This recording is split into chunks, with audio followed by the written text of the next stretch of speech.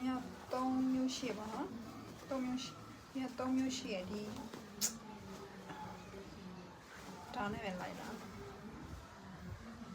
ဒီဟာနဲ့ပဲလိုက်တာ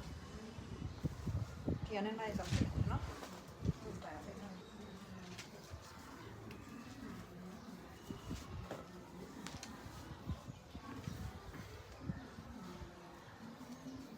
ဟာနောက်ကဖြာရပါတော့လား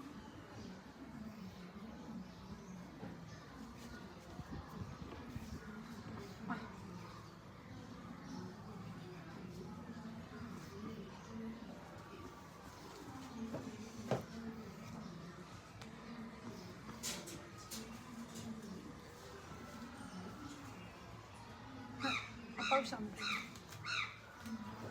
ဆောင်းနေဆိုတော့ဒီလိုနည်းနည်းထွေးပါနော်